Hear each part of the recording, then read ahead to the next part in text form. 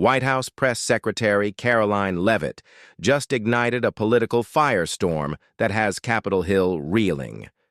After Senate Majority Leader John Thune rejected President Trump's urgent appeal to cancel the congressional recess, Leavitt stepped in with a speech so direct, so emotionally charged, it sent shockwaves through Washington. It was July 30th. The heat in D.C. wasn't just from the weather. It was tension, thick in the air. Reporters dashed through the Capitol. Everyone felt the storm coming, but no one could name it yet. That morning, Thune had denied Trump's plea to stay in session, a plea made with 135 Trump-nominated appointees in limbo and 50 federal judicial seats still empty. These weren't ceremonial appointments. They were America's next defenders of law, order, and sovereignty. But Thune, he planned to gavel in and out every few days, a technical loophole to block Trump's power to make recess appointments. It was legal. It was calculated. And to the West Wing, it was betrayal. In the Situation Room, President Trump sat across from Karoline Leavitt, his press secretary. His arms were folded. Her jaw was clenched. "He's not just ignoring us," Trump muttered. "He's daring me." Leavitt didn't reply immediately. Her silence wasn't hesitation. It was strategy. Then, slowly, she stood, adjusted her blazer, and walked to the press cameras waiting outside. No one knew it yet, but history was about to shift. When Karoline stepped onto the Capitol press floor, she didn't shout. She didn't raise a fist. She stood flanked by 2 American flags, eyes steady, voice low. But what came next was thunder. "I never thought I'd have to defend my president from our own party," she began. Gasps echoed through the room. "But here we are." She spoke calmly, but her words cracked through the silence like a gavel. "We are days from August 1st. While our enemies plot, while families cry for justice, while our border pleads for help, John Thune wants a vacation." Some reporters lowered their heads. Others wiped their eyes. "President Trump trusted you, Senator Thune. He backed you. And now, when he asks, not for himself, but for the American people, you slap his hand away?" Down the hall, Thune watched from a private room. Witnesses said his face went pale. Leavitt paused, then delivered the line that would burn into the news cycle. "If Senator Thune is this tired of leadership, I suggest he resign and let a full patriot take his place." The room exploded. Reporters bolted. Phones rang. Thune, for the first time in a decade, had no response. But Karoline wasn't done. She turned to the cameras. "We are MAGA," she declared. "We believe in restoring America. So why is the Senate Majority Leader standing in our way?" Her voice cracked.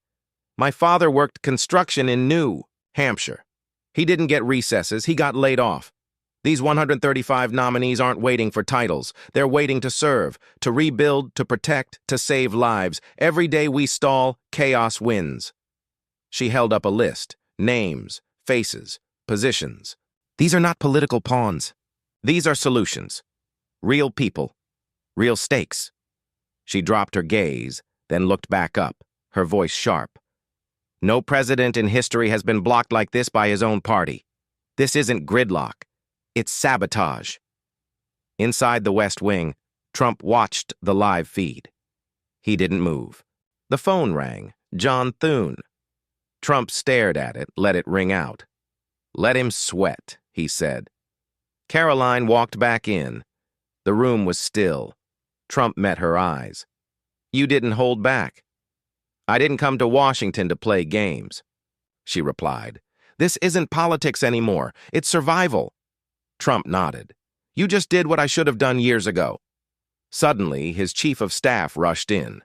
"Sir, Thune's accusing the administration of orchestrating a public ambush. He says Leavitt crossed a line." Trump looked up, eyes cold. "He crossed the line when he turned his back on a 135 patriots." The cameras were off, the press gone. Karoline walked alone down a quiet hallway, ducked into a side office, sat down. Her hands trembled for the first time. She stared at the table, photos of the nominees. One stood out, Maria Lopez, a Homeland Security nominee. She'd lost her brother to gang violence the week before. She was ready to serve, waiting only for confirmation. Karoline's lips quivered. A tear escaped. She thought of her mother crying at their kitchen table when her father lost his job. "They never cared about us," her mother said once. Now Karoline was the system, and she cared. A knock. A young staffer stepped in, voice shaking. "Ma'am, my brother's one of the pending judges. You just gave my family hope." By 4 p.m., No Recess and Confirm the 135 were trending on every platform. Fox cut in. CNN, normally critical, called Leavitt's speech unignorable. Senators Josh Hawley and Marsha Blackburn issued statements backing her. Thune's office was flooded with calls, thousands of furious voters demanding answers. Inside a secure White House room, Karoline met with advisors. "America doesn't have time for Thune's ego," she said quietly. "Families are waiting. Justice is waiting." Outside the Capitol, crowds had started to swell, flags waving, chants echoing, "No recess! No recess!" John Thune had underestimated something massive. The people were watching. Later, a young aide handed Karoline a letter. "Came just now. You should read it." She opened the handwritten envelope. "Dear Press Secretary Leavitt, my name is Eleanor. My husband was one of the 135 nominees. He died of a heart attack 3 weeks ago, waiting for confirmation. He wanted to reform the prison system. Now he's gone. But his dream isn't." Karoline's throat tightened. She closed her eyes. This wasn't about headlines. It was about lives. She stood, shoulders square. No more delays. By 5:45 p.m., she walked straight into the Senate chamber. A few senators, including Thune, looked up in shock. "John," she began, standing tall, "I'm not here to threaten you. I'm here to ask." "You've already humiliated me today," Thune snapped. "No," she replied. "You embarrassed yourself. You betrayed 135 public servants. You turned your back on 50 empty judge seats." The chamber froze. This recess isn't tradition. It's surrender. And if any of you still believe in what MAGA stands for, stop this madness. Cancel the recess. She left. The room was dead silent. By 6:30 p.m., emotional videos flooded the internet. A military veteran in a MAGA cap, tears in his eyes. "I buried friends for this country. And now, I watch our leaders play games. Karoline Leavitt speaks for us." A mother cradling her baby, outside the Capitol.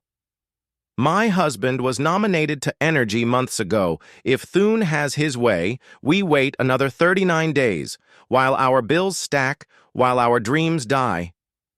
Inside the White House, Trump placed a hand on Leavitt's shoulder. "You've done more in 6 hours than most do in 6 years. She looked up. It's not enough. Because for her, this wasn't about dragging Thune. It was about waking up a country before it forgot how to care.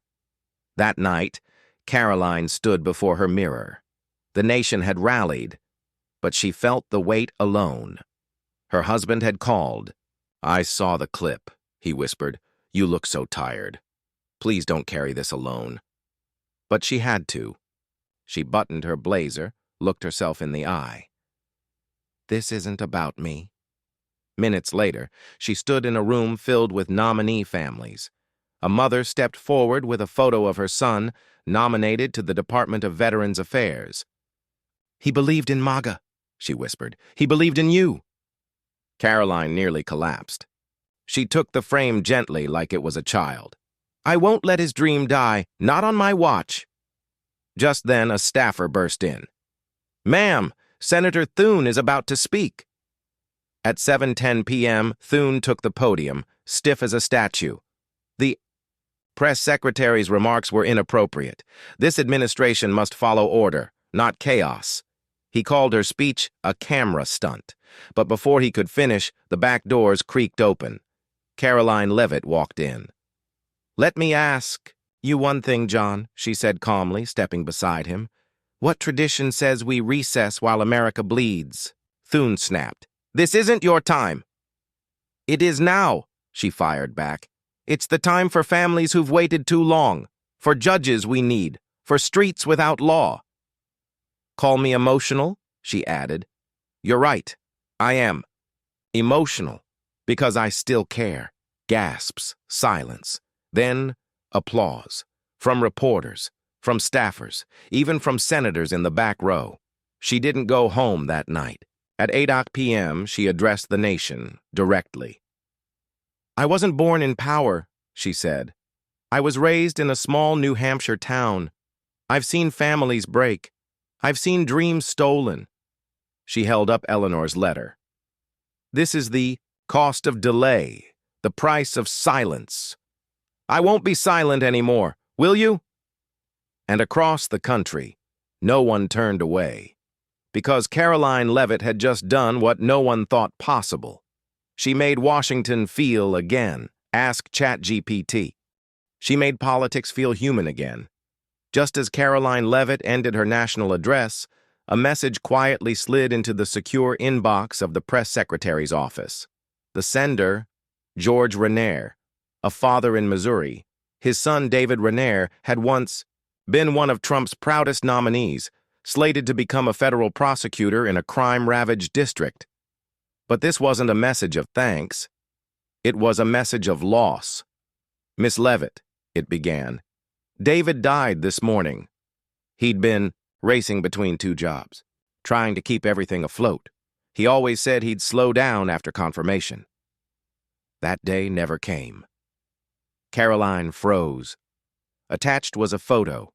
David, beaming, holding a framed letter from the Trump administration offering him the nomination. His eyes, full of promise. Now just a memory. She printed the photo and pinned it above her desk. Beside it, she wrote a small note. "Thune delayed, David paid." This wasn't just policy delay. This was pain.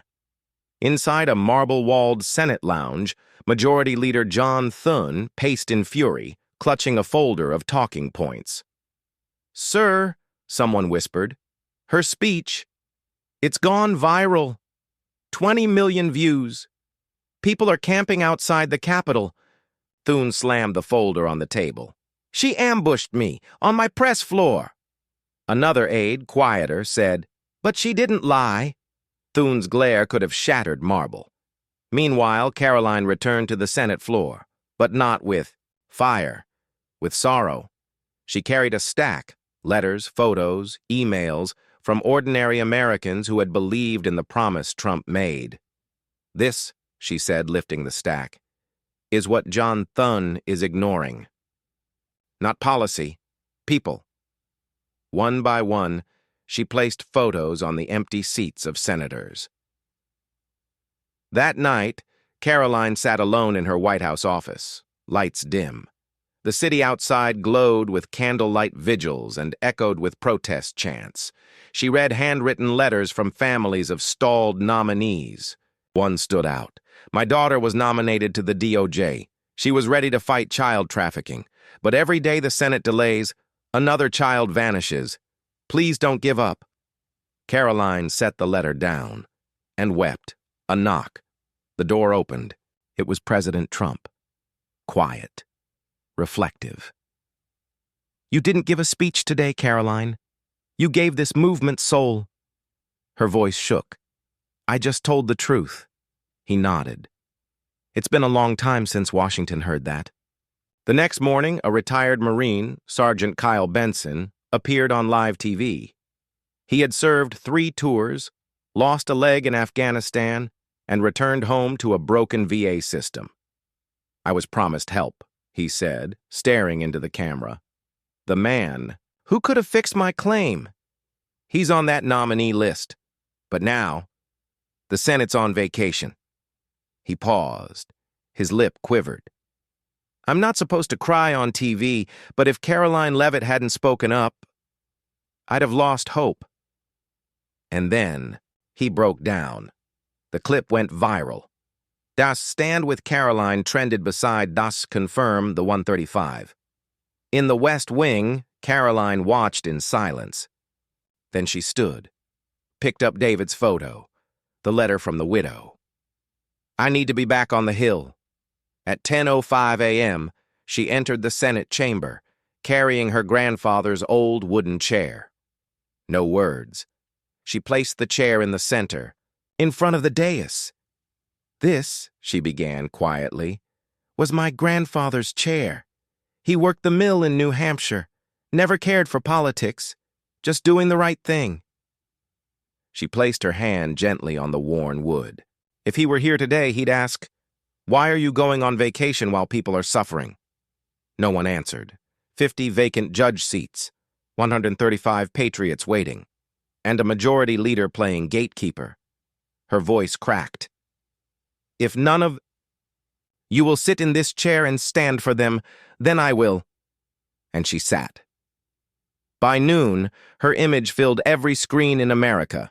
No speech, no sound, just one woman, a chair, and a country in crisis. Capitol Police didn't approach. No one dared. Trump, watching from the West Wing, whispered, "That's my press secretary." In the gallery above, families of nominees arrived, silent, observing. A girl, maybe 9, held a sign in her lap. "Please don't go on break. My daddy needs his job." Karoline looked up, met her eyes, and stayed seated. It was nearly 1 p.m. Martha Green, 84, mother of one nominee, stood slowly in the gallery. "May I say a prayer?" Security hesitated, then stepped back. "Father," she began, voice trembling, "give strength to this woman. Let those who block justice feel its cost. Let courage lead again." Karoline's eyes welled up. A tear slipped down her cheek. She didn't wipe it away. At 2:15 p.m., the Capitol became sacred. Karoline sat in silence. Around her, photos, names, lives on pause. Above her, widows, veterans, children. No speeches, just truth in stillness. Senator Josh Hawley entered first, stood beside her, then Marsha Blackburn, then 2 more. No press, just presence. Across the country, Americans began posting photos, sitting in chairs. The hashtag, #WeSitWithLeavitt. At 3:05 p.m., a young soldier entered the gallery, sat down. In his lap, a folded American flag. He said nothing, Karoline noticed. Sent a staffer. A note was passed back. "This flag draped my brother's coffin. He died fighting cartels at the border. One of the nominees had a plan. Still waiting. This flag is all I have left. Please don't let it become just cloth." Karoline stood. "Friends," she said, voice trembling, "we talk of patriotism. But there's a soldier here holding his brother's flag, wondering why we turned our backs." She held up the letter. "Senator Thune, you're not here, but America is, and they're watching." The soldier saluted. Karoline saluted back. Her hand shook. By 3:30 p.m., it was no longer a protest. It was a reckoning. More senators arrived. Quiet. Ashamed. One placed a nominee's photo on their desk. Another whispered, "We should have done more." Still, Thune stayed silent. Karoline reached into her coat, pulled the list of all 135 nominees. One by one, she read, name, position, state, days since nomination. She got through 15, then choked up. "This isn't paper," she said. "This is progress.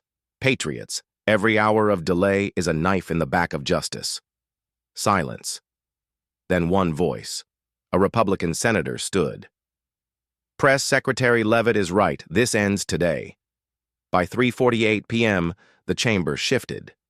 Senator Rick Scott stood, then Eric Schmidt, one after another, heads bowed, eyes glassy. Some clutched nominee bios. Others cried. Karoline stayed seated, holding the list. At the back of the room, John Thune entered, pale. No one greeted him. Karoline looked his way but didn't stop. "Senator Thune," she said, "I have 120 names left. You're welcome to stay. It's the least you can do." She read again, name after name, state after state. By 4:30 p.m., she reached the final one. A school safety expert. His child had died in a school shooting. Karoline closed the folder. Her voice broke. She paused. 10 seconds. Absolute silence. Then a single clap. Senator Tim Scott, standing, eyes wet.